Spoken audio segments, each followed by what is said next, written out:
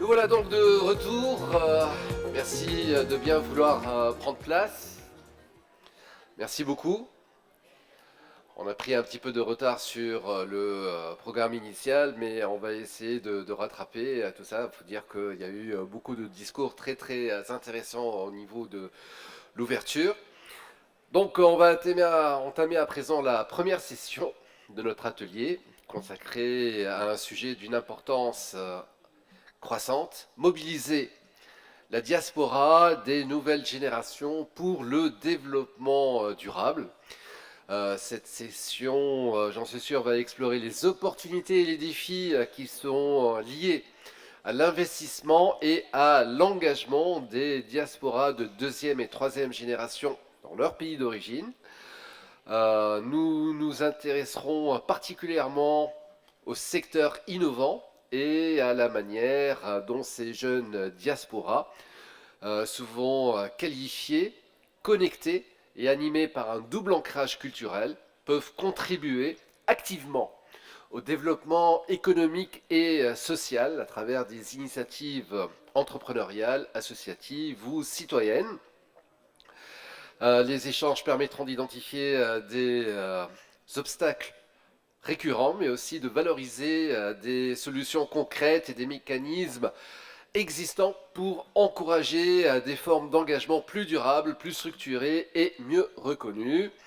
Pour modérer, pour animer cet atelier, nous avons le plaisir d'accueillir Madame Cécile Riaillan, chef de mission adjointe de l'OIM en Tunisie, qui assurera la modération des échanges.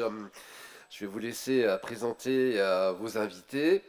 Donc je vous souhaite à toutes et à tous une session riche en perspectives, en exemples inspirants. Faites-nous rêver s'il vous plaît, et en dialogue constructif. Merci, merci infiniment et vraiment chaleureux. Bienvenue à tous pour cette première session. Je pense qu'on a eu beaucoup de chance ce matin déjà avec le premier panel, avec vraiment beaucoup de substance déjà qui est sortie de ce forum. Donc je suis très très très heureuse de pouvoir animer ce panel donc, qui est dédié à la question cruciale de comment est-ce qu'on fait pour vraiment continuer à mobiliser la deuxième et la troisième génération. Donc comment fait-on pour faire que ce lien qui peut éventuellement se distendre à travers le temps entre des personnes à l'étranger et leur patrie d'origine. Donc quelles sont concrètement les solutions qui sont à notre portée? Qu'est-ce que l'on a appris par rapport à des pratiques dans d'autres pays? Donc c'est ce dont nous allons discuter et je veux vous dire qu'on a beaucoup de chance parce que nous avons un panel avec des experts vraiment de renommée mondiale qui sont avec nous. Je vais leur donner la parole le plus rapidement possible. Donc en fait l'idée c'est que nous soyons relativement brefs pour pouvoir avoir un petit peu de temps pour l'interaction avec vous. Donc n'hésitez pas vraiment à poser des questions, même si malheureusement nous sommes un petit peu en retard. Donc on va essayer tous d'être le plus concis possible pour qu'on puisse réellement avoir cet engagement avec vous tous dans la pièce. Et je voulais aussi saluer toutes les personnes qui nous écoutent en ligne, parce qu'on l'a dit, mais effectivement cet événement est retransmis. Et donc toute la communauté du Forum mondial pour la migration et le développement est connectée à cet événement. Et donc je voudrais aussi les saluer et les accueillir pour cette première session. Alors, on va d'abord savoir donc, qui nous sommes ici sur cette estrade. Et donc je vais commencer par vous présenter donc, le docteur Martin Russell, donc, qui est ici à ma gauche. Donc vous êtes le fondateur de Global Diaspora Insights et vous êtes le conseiller aussi dans un institut qui s'appelle le Networking Institute Ireland. Et vous êtes vraiment un expert mondial concernant la question du capital de la diaspora et de l'engagement institutionnel. Donc, en fait, vous êtes un de mes héros, donc je suis absolument ravie de vous avoir ici à côté de moi. Également, laissez-moi donc vous présenter Madame Stella Opoku-Owusu, qui est directrice de Afford UK. Et je pense que tous ceux qui travaillent sur la question de la diaspora connaissent très très bien cette organisation. Donc vous avez vraiment une vaste expérience dans la mobilisation des jeunes, notamment, et de la diaspora africaine de deuxième génération pour le développement. Donc on est absolument ravis de vous avoir avec nous. Également, j'aimerais me tourner maintenant vers notre troisième intervenante, donc, qui est Madame Violina Donou. Et vous êtes donc la chef du bureau des relations avec la diaspora de la République de la Moldavie. Et je pense que vous savez tous à quel point la Moldavie est vraiment un des pays les plus innovants dans sa façon de s'engager avec la diaspora. Donc je suis sûre que vous avez vraiment des pratiques très importantes à partager avec nous. Et donc notamment dans vos fonctions, puisque vous êtes la responsable gouvernementale qui dirige l'engagement institutionnel auprès de la jeunesse de la diaspora moldave. Parce que c'est vraiment important, effectivement, on va mettre l'accent sur cet aspect de jeunesse qui est critique. Et last but not least, comme on dit en anglais, j'aimerais maintenant me tourner vers Monsieur Ahmed El Fadel. Donc vous êtes le président de Tunsa et de CTO de Climate Innov. Donc vous êtes un innovateur tunisien. Donc vraiment, je suis très, très émerveillée par le travail que vous faites, notamment pour la mobilisation de la nouvelle génération, et notamment pour faire le lien, et ça va être un aspect très important de notre discussion, avec les secteurs innovants. Et vraiment, donc, penser diaspora, innovation, ça va être au cœur de nos discussions maintenant. Et donc, j'aimerais commencer avec vous. Donc, vous allez vous exprimer en anglais. Donc, simplement pour dire que voilà, l'entièreté du panel, maintenant, nous allons faire la transition vers l'anglais. Et donc, vous avez la parole. Thank you very much. I'm glad actually to be with you today. Interventions that of the distinguished guests, but also the minister, the governor of the central bank, they emphasized on what would be the mechanisms to achieve more engagement with the diaspora. Tunisian, African, or coming from any other developing country that would like to leverage its diaspora for sustainable development. So actually there are four main actions that would be interesting to undergo with the diaspora. First, we need to establish and maintain continuous contact with the diaspora. Then the diaspora can be involved in the planning of several governmental policies, and we will see this in details. The execution of development plans, but we will focus on diaspora-led startups and companies, and then the evaluation of the results and the continuous improvement. So it's kind of a loop that shall be improved and optimized during the time. Next slide, please.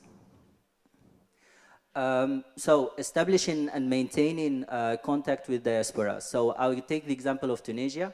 I think the best way, and this is what is being done, is to engage with the diaspora, with embassies belonging to the ministries of foreign affairs in their host countries. And this is actually to ensure continuous contact and coordination with the diaspora where they live. And this is key for active engagement with the diaspora. And also, the Ministry of Foreign Affairs can act as the catalyzer of the relationship between the diaspora members and groups and the other governmental institutions. Because, you know, we need actually an organization that facilitates the collaboration between diaspora groups and organizations and the governments from the home countries. Next slide, please. Then the planning phase, as was also mentioned during the morning, it's very important to include the diaspora in public policies on short, medium, and long terms. So for this, it's the main stakeholders, of course, are the home government institutions and the diaspora representatives. So first, we should inform the diaspora about what is happening in the country, because they don't have easy access to the information. Maybe they have great ideas of innovation, but maybe those ideas were already tested, they did not work in the local environment, and maybe not. And this is why it's important to have clear communication about the past, ongoing, and future programs that are already planned by the government in partnership with the local stakeholders. Next, these plans and strategies shall be updated updated considering the inputs from the diaspora, because you will add, you won't do it from scratch with the diaspora, but you will add a layer to your strategies and policies that take into account the diaspora recommendations and return of experience from their experiences inside and outside the country. And finally, we shall provide, the diaspora can also contribute to updating and optimizing the collaboration plans between the home country and its partner countries, and mainly with his host country for a person or for a group. And this is very important because these people live outside the country, but they lived also in their home country, and they know very well, they can actually innovate in having a more adapted collaboration plan between the home and the host country. And this is very important. They should be heard about this, and they know what goes well and what doesn't go well in all systems that are implemented in their host countries. They know the challenges of their home countries, and they can provide an additional recommendations that will enrich actually the and improve the partnership programs between the host and the home countries. And this is now about the execution, which is the most important phase, because we can have the best plans in the world, but without execution in the field, there is nothing that could be achieved. Well, execution can be, of course, on social level, on environmental level, on humanitarian levels, but here we'll focus just on the technology and innovation level related, of course, to the economic level.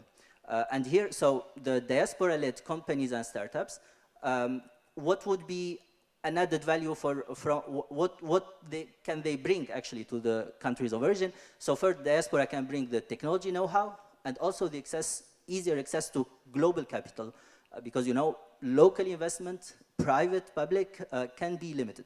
So they can provide this solution to high-risk investments, actually, that are still not well developed in Tunisia, in Africa, etc. And then, actually, so through these diaspora-led startups, they can create economic growth, contribute to creating the economic growth, contribute to generating profits and incomes for the home government. And they, of course, they will create jobs because they will leverage all the local talents that are still in the country, who either as co-founders or as employees. They shall also have a very close connection with the local research and academia sector, because because we need a quick adaptation of the educational programs to the emerging fields and the emerging technology sectors. This is very important, and they can contribute to the strategies in terms of academia in their home countries, and they can also collaborate with the academia in terms of research and development. This is very important for startups to develop the IP, the intellectual property. From the governmental side, now to finalize this, the home country government, the home country's government actually has already collaboration programs with the host country's governments. So now, based on the recommendations from the planning, they shall improve and optimize these bilateral intergovernmental programs. And from the other side, the host country can contribute and can support the marketing and commercialization of products made by the diaspora-led companies and startups in the global market, of course, starting with his national market. Because the main point from all of this is that diaspora can bring technology, can bring private capital to home-based startup and startup ventures, and they can also contribute with their network to quicker and easier access to the international and global market. And the last point here is the other regional governments. For example, here for Tunisia, for example, the other African governments, there can be complementarity that shall be developed, especially in emerging sectors. Why do we compete while we are still, both of us, in the beginning. We need to discuss and to decide. This is done, for example, between France and Germany when they work on big aeronautical and space projects. They actually divide the expertise between the two countries and in a complementary way that ensure a strong collaboration between them. And the last point is about the talents also that are existing in Tunisia, coming from other African countries. We have among the best students in Africa that come to study here. And these students coming here, they can be part of the solution for the immigration problem, because they can be open ways for new businesses with Tunisia and with also the other supporting governments, and because they also have diaspora. But we need, they can actually develop projects that create jobs in also their countries, but while being open to the Tunisian ecosystem, but also the foreign ecosystem. So we need to develop the inter-African collaboration in innovation and technology sectors, and also to have better coordination between the African countries in terms of technology repartition. And just to finalize with my last slide, I'm talking about this, of course, from my personal experience, because I have investors coming from Singapore, London, Italy, and France, who invested in a French venture with a subsidiary in Tunisia, and we are creating more than 20 jobs in less than 1 year. But this is for very highly qualified people. But before us, there were already a lot of success stories. We have the US importing. This is important for the support of the host government for exports of local-made technology. The US government supporting the importing 50 security robots from Tunisia, the acquisition of 2 very important startups that emerged in Tunisia, but all of them have in their leadership and founding members diaspora members, like InstaDeep, that was acquired for $549 million. Expensia as well, and to not forget the launch of the first Tunisian satellite that was also done by a company led by people who came from abroad and supported also with the research centers abroad with Tunisian talents that work in Toulouse particularly. So this is, I hope this was clear, and back to you, Sidi. Merci beaucoup, Ahmed. That was more than clear. I think that was illuminating and very practical as well when it comes to the power of diasporas for innovation. That was really fascinating. So now I'm going to turn to you, Martin, and we're going to go back to really the main topic, is that how do we make sure we can mobilize and engage with the second and third generations? So really drawing on your global experience advising governments, how can institutions such as schools, innovation hubs, or embassies help connect with second and third generation diaspora who may, over time, feel a little bit disconnected? So what is the solution, and what have we learned from practices in different countries that could inform the way we work here in Tunisia? Thank you, Cecile. Good morning. How is everybody? Bit more life. Everybody's awake, right? No, look, I think when people ask about the power of diaspora, and let's talk about Tunisia for a moment, he's sitting there. He's sitting there. Because we have to make the value proposition of why this matters.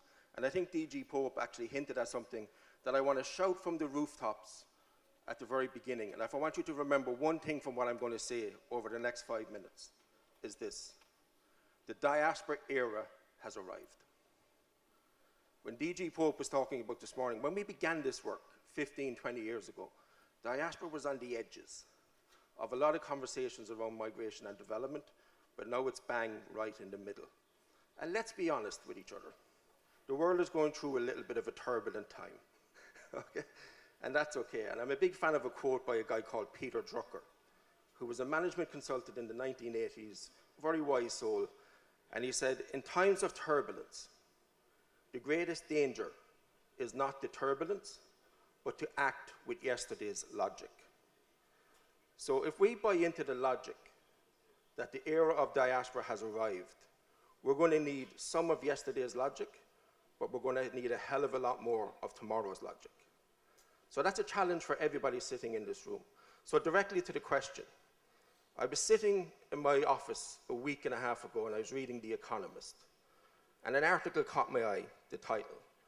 And it said, "Emigration from Africa will change the world."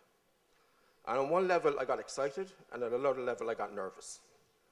Because they didn't tell us will it change the world for the better or for the worse in the title. The good news is by the end of the article, it's for the better. There was a visual at the end of the article, and it said, "Diaspora to the rescue." No, no, no, no. Those days are done. It's diaspora with the power. And the more that we convince the diaspora that they can have that power and drive it, and of course remittances are the entry point, but we're only scratching the surface of diaspora capital when we move beyond that. So I'm sitting here today because of diaspora. This is my third time in Tunis. I see some dear friends from Professor Kriya to Ula to Ronit, you know, but an Irish diaspora member guilted me into being here today.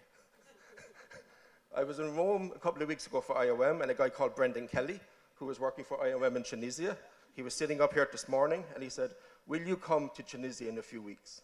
Here's the unwritten rule of diaspora engagement, and especially Irish diaspora engagement. Help each other when you can." Right? Sounds very simple, but the more you do it and it becomes habitual, is important. To answer the question, I'm going to shut up in a minute. How can schools do it? When we talk about engaging the second and third generation, organically we think about young people. But what we actually found in a lot of our diaspora engagement is that belonging can be activated later in life as well. So when we talk about schools, I'm a boring academic at heart. I look at universities. I think you need to look at faculty within universities. If you think he just walked in, he heard his name being mentioned, so that's the Irish, that's the Irish diaspora coming in. I think you have to look at faculty. There's an old saying in academia, you do everything to get to tenure, and when you're tenure, you do what you want. Right? And when you begin to look at people later in their academic career, they begin to unlock that belonging. We're seeing a huge rise of interest from young students looking to engage in areas of ethnic studies, racial studies. We're seeing that around the world. Huge opportunity there. Cultivate the belonging earlier. A hyphenated identity in today's networked world is a superpower. It is not something to be ashamed of. So we need to cultivate that belonging. How can innovation hubs do it? And I think Ahmed's presentation pointed it out. We need to look at the ecosystem of diaspora engagement. And innovation hubs and people working around investment, a very wise Irish diplomat gave me a piece of advice many years ago. He said when he was representing Ireland in New York, he quickly realized that the two most important streets in New York for Ireland, for investment, were Wall Street. That sounds logical. But he said, we needed to bring Broadway with it. Merge cultural diplomacy and economic diplomacy. And that's why it's so important we're in this room. The frontier of the diaspora era will be driven by diaspora diplomacy. The first slide from Ahmed. Where is the action happening? So we've developed a unique diaspora diplomacy training program. And I'm not saying this to energize everybody in the room. I'm crazy enough as an Irish person to put my money where my mouth is. So we're launching the Diaspora Institute in Ireland at the end of this week. We see the opportunities in this. This thing is going to take off. So link cultural and cultural diplomacy and economic diplomacy. And particularly, how do embassies and diplomatic entities do this? If I say to a diplomat, cultural diplomacy, they understand it. If I say to them, economic diplomacy, they understand it. If I say to them, public diplomacy, they understand it. If I say to them, diaspora diplomacy, they say, what?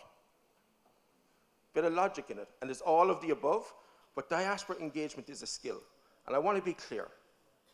From working around the world, the right 20 people in your diaspora can change your country, whether that's for innovation, whether that's for investment. So there's different types of diaspora engagement. And this is my closing call to action. And when hopefully I'm dead and gone, this will be part of my legacy. We have to be much more confident on this topic. We have to believe much more than we do. And a key part of that for me is really investing in building a new generation of real specialism in diaspora engagement. So this is my call to my academic friends. The barrier to entry to claiming expertise on diaspora engagement is non-existent. We were a pioneering sector 15 years ago. We're now a professional one, treated accordingly, and the world is ours for the taking. Thank you.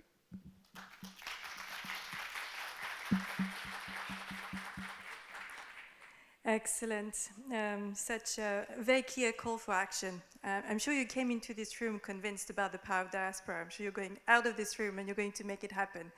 Thank you so much. So now, turning to you, Stella, really with the same question. So what do you think are the best way to reach out to second, third generation, which may feel a bit disenfranchised from their homelands, but also maybe not fully integrated in a society where they find themselves? So what are the practices to handle this?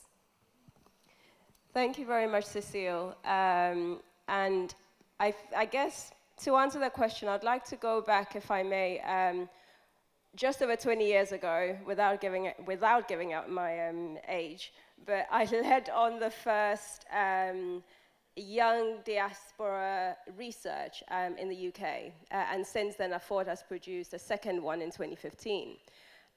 Sadly, the results were not too dissimilar, but I think it's important to understand what some of the gaps are just before I address the question itself.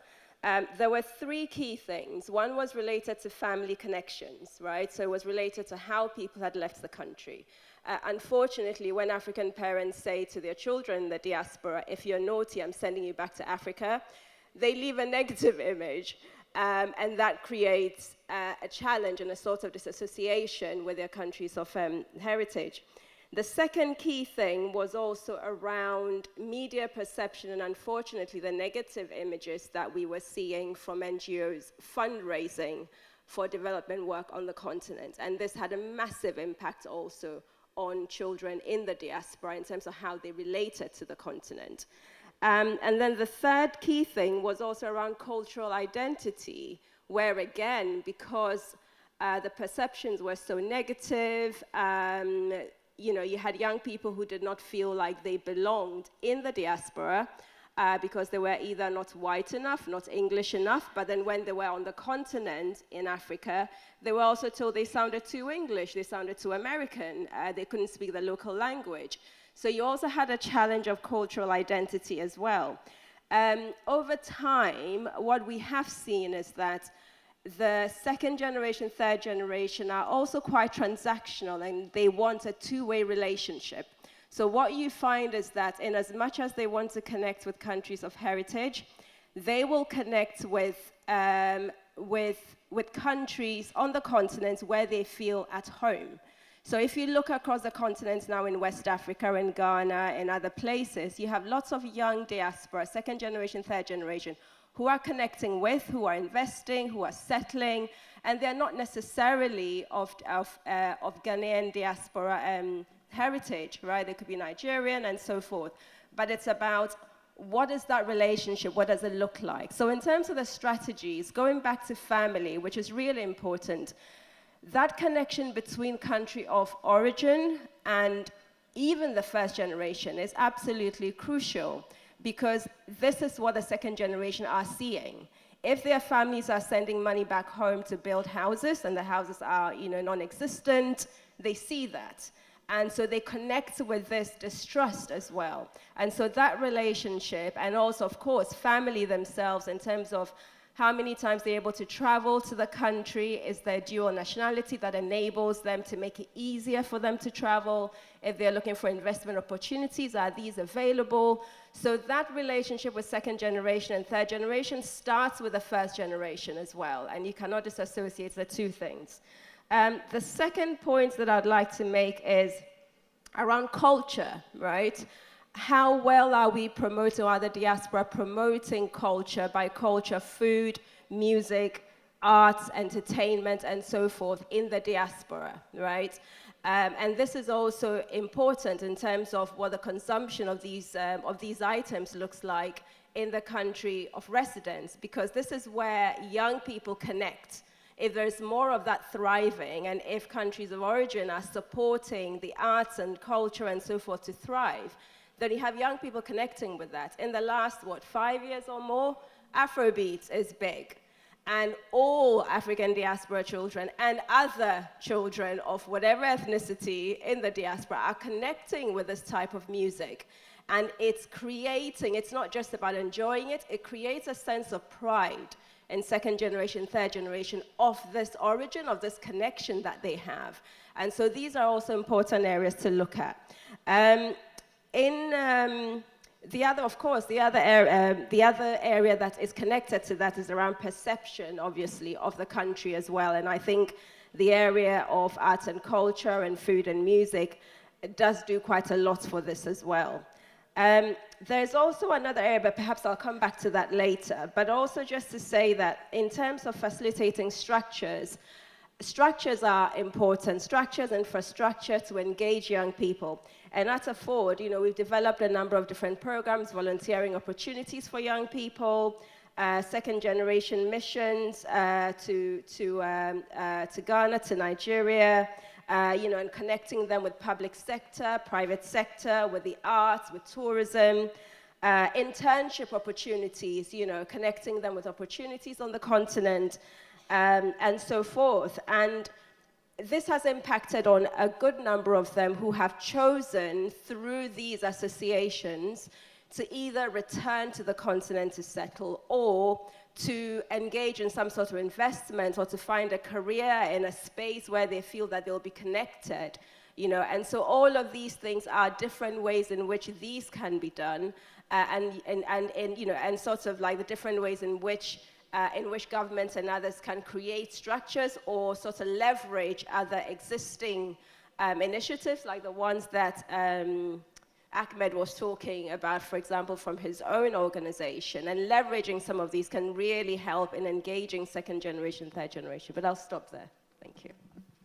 Thanks so much. Now, that was really important that you brought back the critical aspect of culture. I think that's one that we sometimes overlook, but that this is really the connection between generations and between countries as well. So thank you so much for highlighting the importance of this. So now I'm turning to you, Jelena. So in your experience with the Moldovan government implementing a diaspora engagement strategy, what concrete mechanisms have you found most effective in connecting diaspora youth to national development, especially in high-impact sectors like tech or sustainability? Over to you. Thank you a lot. Just to make a very, very short introduction about our diaspora and youth diaspora. So the Moldovan diaspora is relatively young and dating back to the country's independence over 30 years ago. Now we estimate to be more than 1 million people in Moldovan diaspora. There have been two major waves of migration, primarily driven by economic reasons, and currently the country is experiencing a third wave where young people go abroad in order to pursue studies and to seek for professional growth and opportunities. So undoubtedly some individuals from previous migration waves have opted for family reunification, bringing children born in Moldova with them. At the same time, there is an increasing number of children who have been born abroad. So this creates a very clear challenge for our government in working with the youth, with the second and with the third generation of diaspora. The Bureau works equally with student youth from the diaspora as well as with displaced children and diaspora-born youth and children. We have a national diaspora program for the next 5 years, and one of the priorities of this national strategy driven the policy for diaspora and for youth. One of the target groups, of course, are the youth from diaspora, focusing on youth engagement to foster inclusive participation in migration governance, to empower these young people from diaspora as agents of change and ensure their voices shape sustainable development initiatives.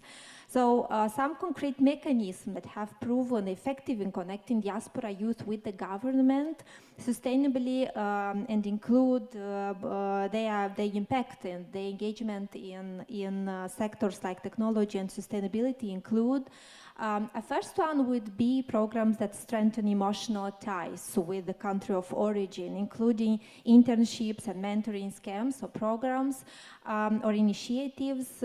We made a questionnaire for our Moldovan associations, and we reached out that more than half, it means 53% of diaspora association or initiative groups focus on children of Moldovan citizens living abroad to help them understand their roots.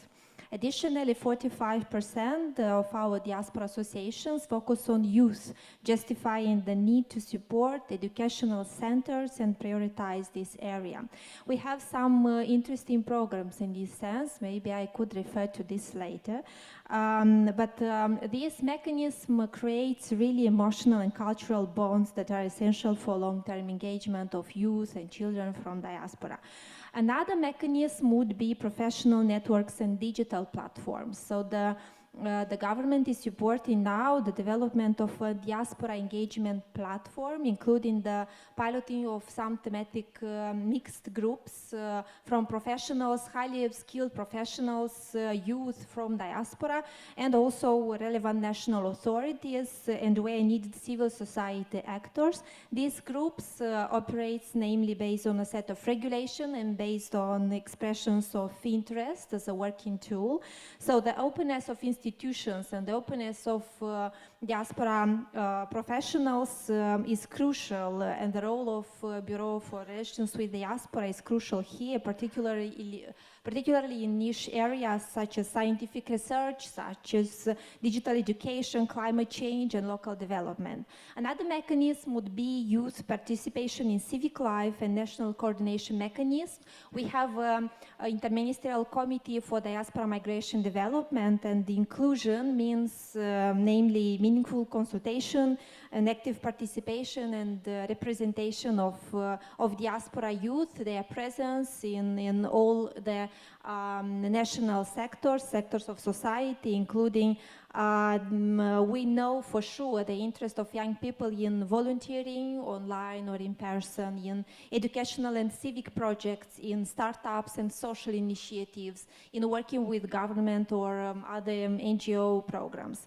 Of course, communication channels, not to avoid that, it's very important in addition to some informal networks that are used by young people from diaspora to focus on these activists and change champions from the youth, which may play a crucial role in ensuring the effectiveness and sustainability of our efforts, and also success stories and testimonials from actively engaged youth can serve as inspiration.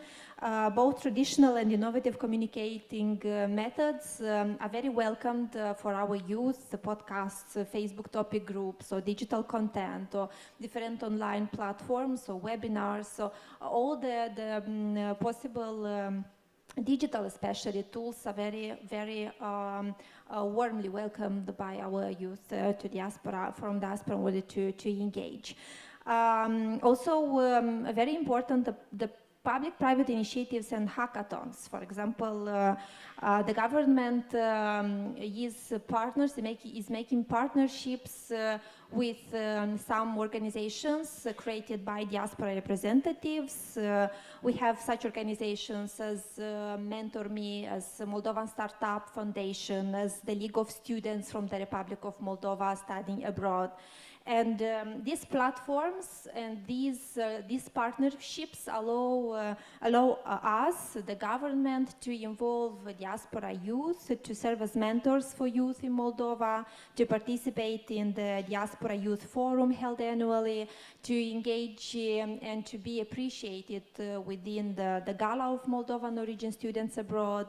Our diaspora youth can receive guidance on internships and volunteer opportunities opportunities in the Republic of Moldova and receive support or even provide mentoring for startup development in Moldova. Of course, international cooperation is very important. I can mention here the support of IOM launching a very interesting project, Diaspora for Climate Change. We, the Moldova joined together with our states, countries from the global community in this project, and 16 diaspora members, youth, were trained as diaspora climate champions. So in Moldova, also IOM co-funded 2 climate action projects in partnership with the government and involving youth from diaspora. Creating different funding opportunities, also some interesting programs I could refer later, and mapping and understanding our youth from diaspora. A really comprehensive mapping exercise is now provided by the government. We will end it at the end of the summer, and we will have really quite interesting results about our youth, children from diaspora, based on different aspects. Thank you. Thanks so much, Jelena. So I think your intervention clearly illustrated the depth and wealth of expertise that there is in Moldova in engaging successfully with its diaspora. It's pretty impressive. And there was one thing that really struck me was your reflection about the importance of engaging diaspora through civic activities. So really that dimension, I think, is a critical one. In order to have this feeling of belonging in general terms, and that also helps to close the generation gap beyond the issue of diaspora itself. So I think that was really, really interesting. So we spoke a lot about what we need to do. Now we need to talk a bit more maybe about the structure. So if we really want to engage the next generation, what are the structures that we need to put in place? And I think, Ahmed, you started giving us some, giving away some of your advice, and that I think you launched us already in the right direction. But Martin, if I can ask you, what do you think we're not doing as well as we should, as we stand? Where do we need to project ourselves? Well, when I began this work, I had a full head of hair, and I was about 20 stone lighter, So look, it's an important question because, look, in life you learn more from your failures than your successes. And I think when you begin to look at the ecosystem that Ahmed pointed out, I think there's been a natural tendency, and I think entry point is important in understanding where we need to improve and where we need to go. So I think from a governmental point of view, the countries that have tended to succeed, and succeed at real scale, to be frank, in diaspora engagement, have made a conscious decision. They've made a conscious decision to put it front and center of their domestic and foreign policy. This has always kind of naturally founded itself in the foreign affairs portfolio, but the impact of when you begin to talk about building the ecosystem of diaspora engagement, it will cut across well beyond just the Ministry of Foreign Affairs.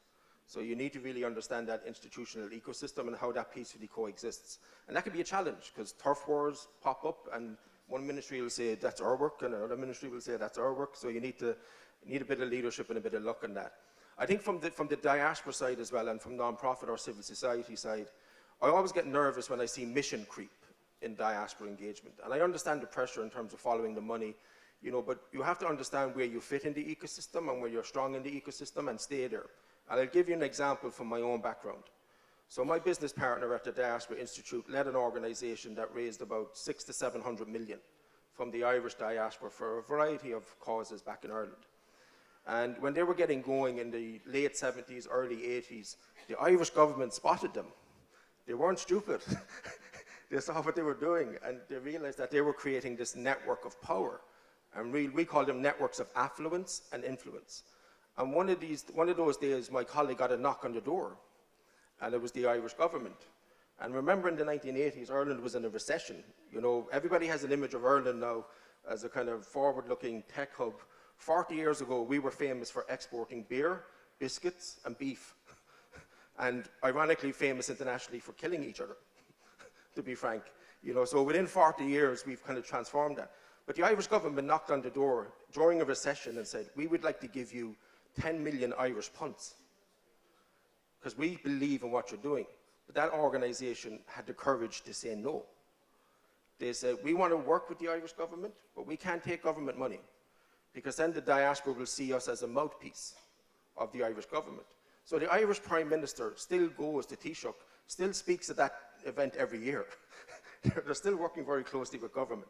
So, and I think it comes back to also in terms of where we need to improve. We do have to understand that there's different types of diaspora engagement. You know, the type of work that we're talking about in terms of cultural promotion, advocacy, is fundamentally different to the work that you're talking about in terms of diaspora direct investment. A colleague of mine sitting in the room, Loxon Harley, has just produced a report for us on DDI, and that's what he's hearing from the inward investment agencies. They see this topic in a completely different light to what we see. So I think it's about disrupting ourselves as well. I've been on calls over the last 2-3 weeks with executive headhunting firms that want to do diaspora work. How we talk about diaspora is not how they see it. There's a disconnect. And I'm not saying they're right and we're wrong, but we need to find a middle ground in the sense of how we frame it. So that's what I mean about pushing at the boundaries of where this plays. And the one thing I will close with in terms of getting better, and I get in trouble when I say this a lot, every time I come to diaspora conferences, and I'm guilty as anybody, I can tell you 47% of Fortune 500 companies were created by diaspora members. I can tell you that the greatest opportunity for me in the future of diaspora engagement is diaspora philanthropy through the intergenerational transfer of wealth, estimated to be 124 trillion in the US alone by 2050 in financial and non-financial assets. That's where I'm going in diaspora engagement. I'm not going to lie to you. I'm following the money. That's where I'm going. But we hear these numbers. But as long as I know and have worked with diasporas in over 50 countries, diaspora engagement is not an economic science. It's a social science. Diaspora engagement, diasporas are people. They are communities of people. And I've sat down with people that had immense success in life, doing incredible things, and quite often they're doing it for their grandchildren. And quite often they're doing it for the kids that will follow their grandchildren. So we should never underestimate the social science of diaspora engagement. And my closing message for now would be, if we want to get this right, one of the best investments we can make, and it can happen anywhere, is to build a vibrant, interdisciplinary diaspora studies academically and applied. Thank you. Thank you so much. Yeah, that deserves another round of applause for sure. So really following exactly on where Martin left it, Stella. So what are the tricks or the ways to engage with diasporas, not for diasporas, but with diasporas, because we tend to make a lot of assumptions and sometimes the ways are not the right one, exactly because all these complexities that you were mentioning. So what would you advise us to do, Stella? Thanks for that. I think absolutely I would agree with a lot of Martin's points really, and the fact that diaspora are human. And I think we talk a lot about diaspora-led approaches and the design and so forth. But I think one of the important things really to understand is that in as much as we want, whether it's second generation, whether it's first generation, in as much as we want to attract their expertise, their support, resources, etc., there has to be a give back, whatever that give back also looks like.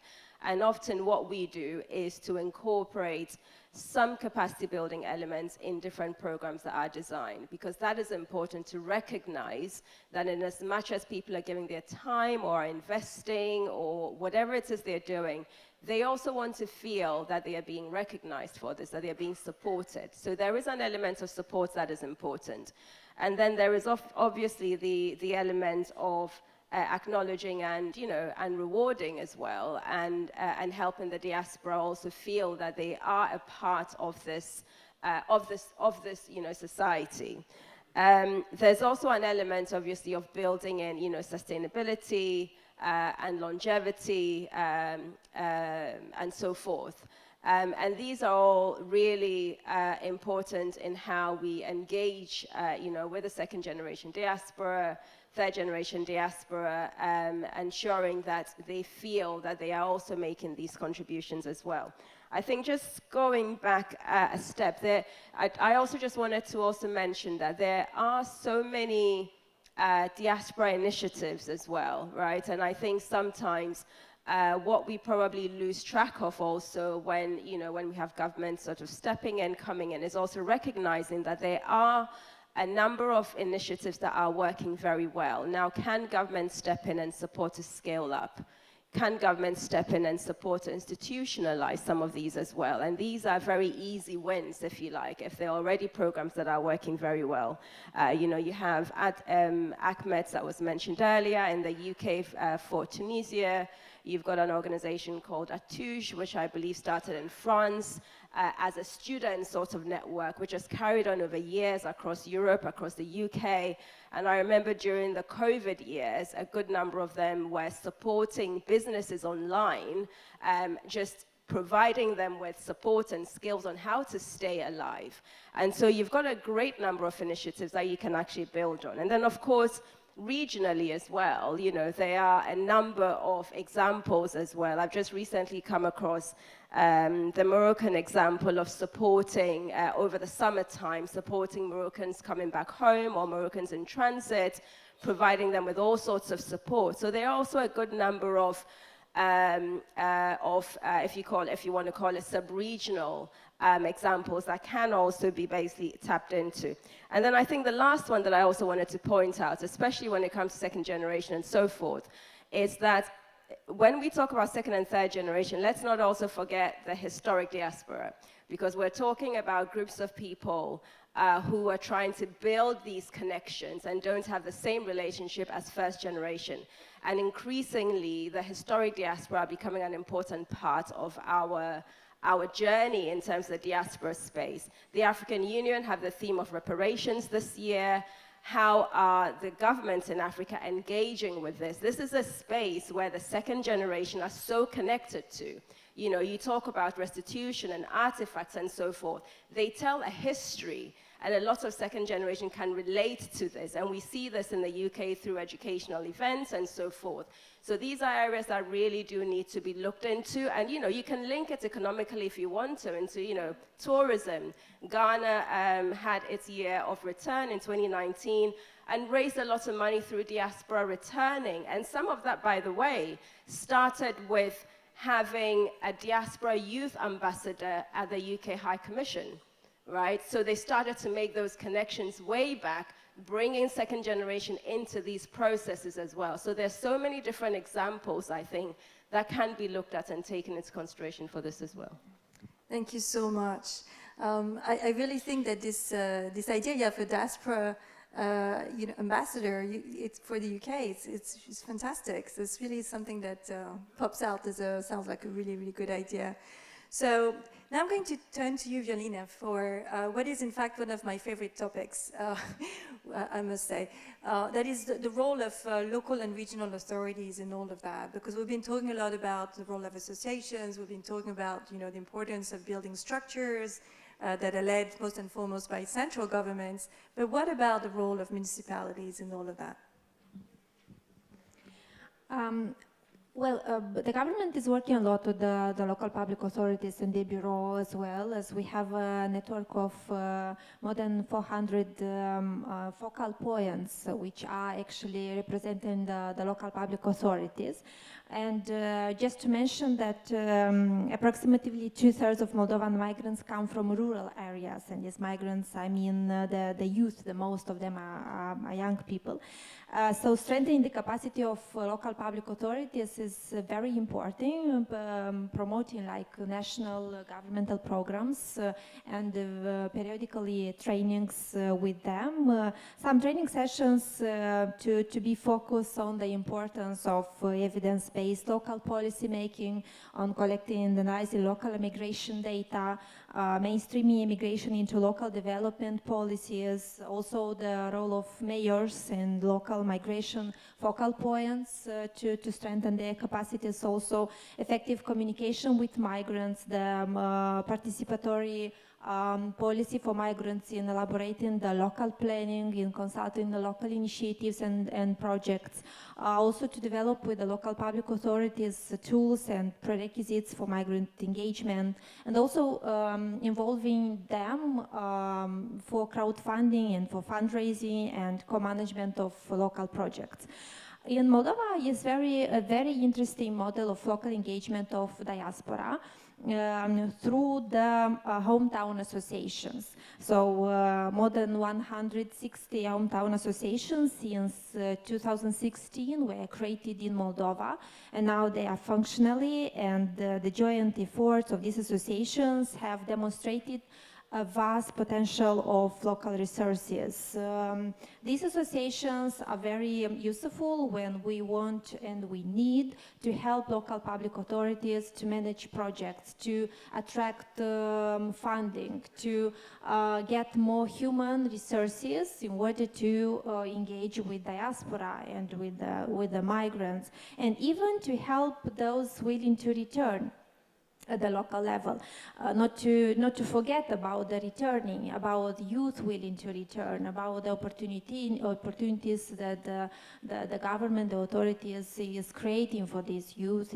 It's also very important.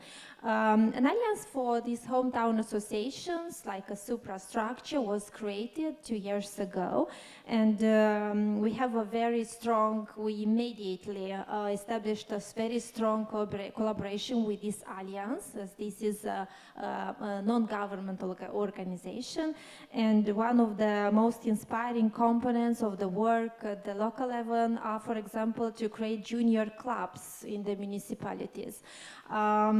These clubs are organizing their own activities, for example, summer camps for diaspora children who return for summer vacation to the local level. And also some of these youth members of junior club further become members of the hometown association and even are involved in the local councils. So this is like a path for these youth to be engaged, and these junior clubs include youth from the local level, but also youth from diaspora who engage online or in person every time they return home.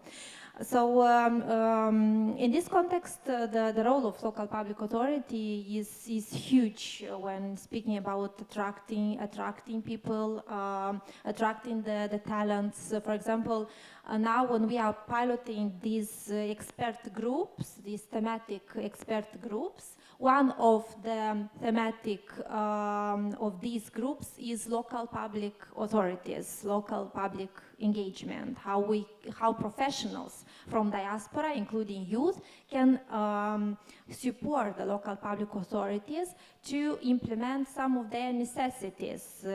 We provided a questionnaire for more than 200 local public authorities in the Republic of Moldova, and we identified the spectrum of their necessities at local level, and I can say that to identify fundraising, to create partnerships, to manage, to write, apply, manage projects are the top of the necessities at local level, and diaspora representatives could definitely help our municipalities to do this. So it's one of the main points, very hot, discussed in the Republic of Moldova.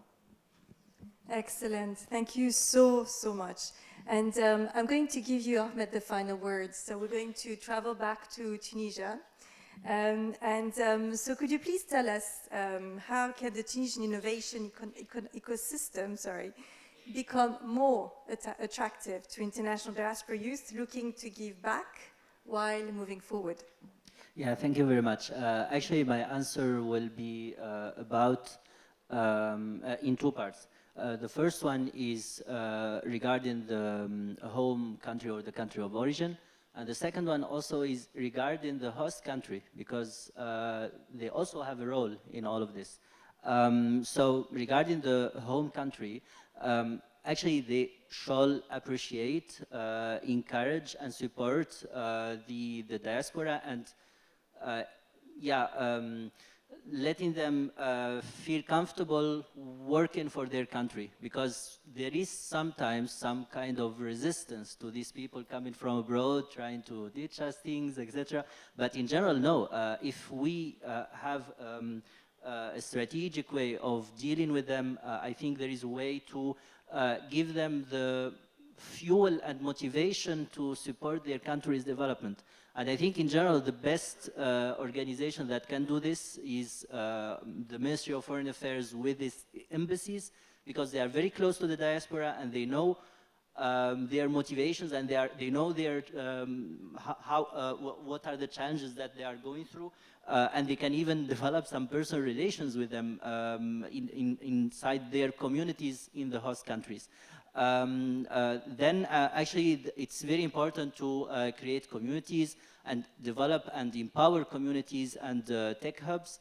I think it's important to have some kind of decentralization also, and to facilitate the implementation of diaspora technology projects all over the country. Finally, regarding the home country, I think it's important to think again about the word final coming back to the final return to the country.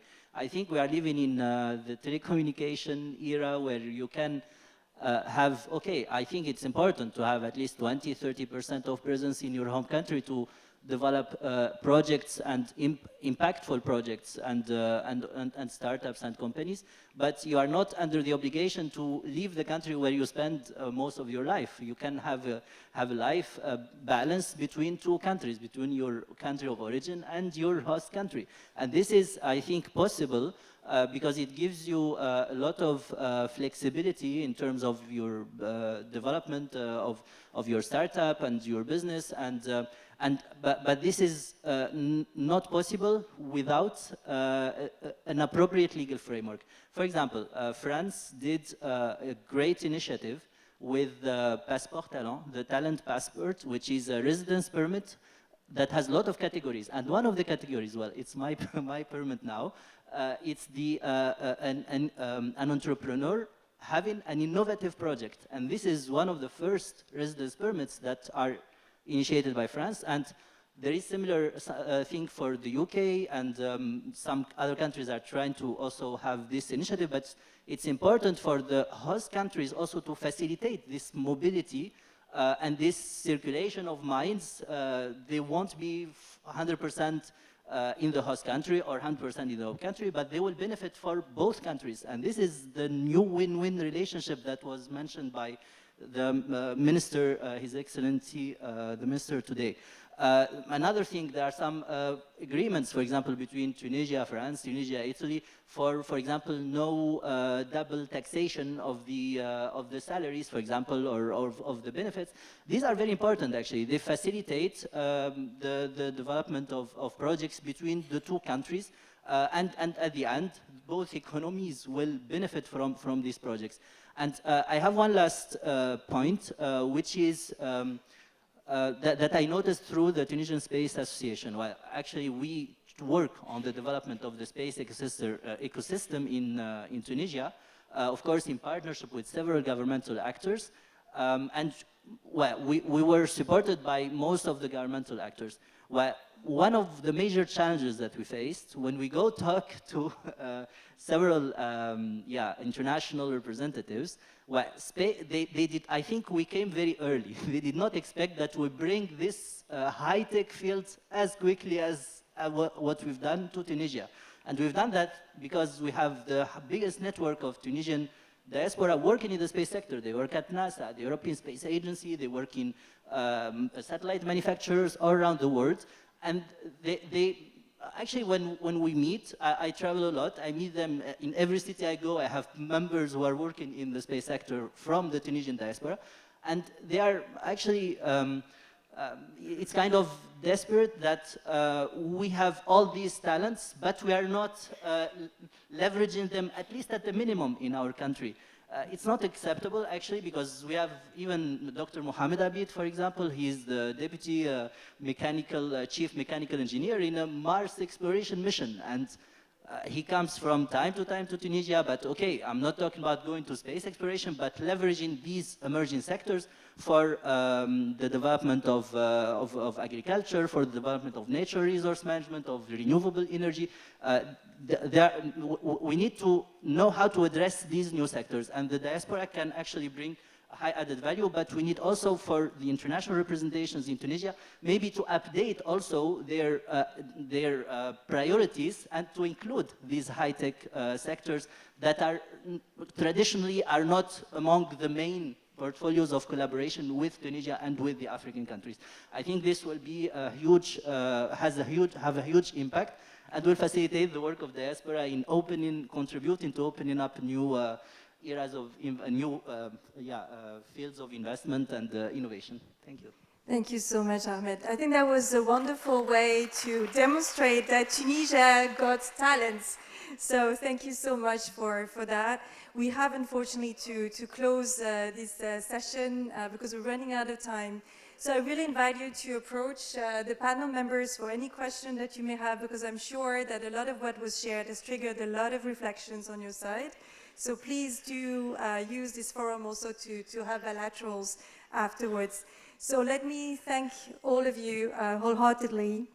That was really, I think, really innovative in many of the things that you've highlighted. We all took good notes. And that will be, of course, brought forward to the GFMD under the Colombian presidency. So really excited to make sure that everything we've been sharing will also, make it to Colombia to be part of the global conversation. So thanks again. Merci. Merci beaucoup donc à vous, à tous les intervenants et participants pour cette première session, pour la richesse des partages et des perspectives partagées. On va vous offrir quelques petits cadeaux pour le temps passé et pour votre implication. On vous remercie beaucoup. Ce dialogue montre combien les nouvelles générations de la diaspora peuvent être des actrices et des acteurs clés du changement. Pour peu qu'on sache créer des ponts, des espaces et des mécanismes adaptés. Et ça me fait penser à une chose, c'est que, il y a un quart de siècle, ça ne me rajeunit pas, j'ai animé une émission à la télé à Tunis à l'époque, à Tunis 7, qui était une émission qui s'appelait Trait d'Union, et qui était une émission en français et qui s'adressait justement à la diaspora, et peut-être que, c'était il y a longtemps, mais c'est... pour garder le lien, pour garder la communication, pour parler le même langage qu'eux, peut-être qu'aussi qu'une des idées, c'est ça. C'est faire des programmes qui s'adressent à eux et qui leur permettent de se présenter, de parler, de s'adresser, d'avoir aussi leurs idées pour créer des ponts de communication, de véritables traits d'union. Merci beaucoup. Thank you very much.